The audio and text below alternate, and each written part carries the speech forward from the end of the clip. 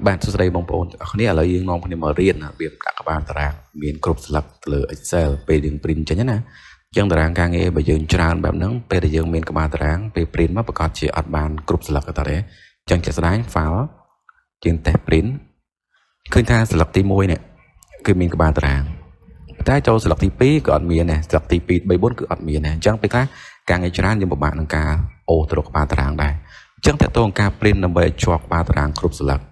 ទី1បងប្អូនធ្វើការចូលទៅកាន់ menu layout print title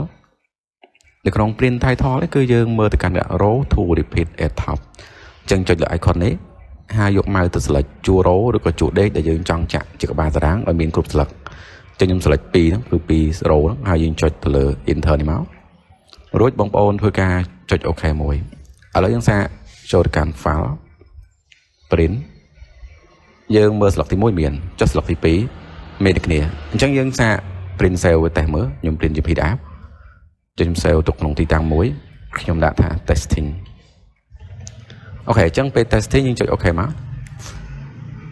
យើងទៅមើល file ដែលយើង save ទុកមិញតើ PDF ហ្នឹងមានជាមួយនឹង header គ្រប់តារាងអត់អញ្ចឹង desktop អូខេ testing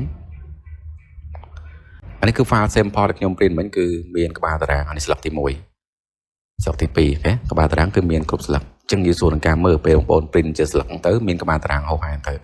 អូខេអរគុណច្រើនជួបនៅវីដេអូ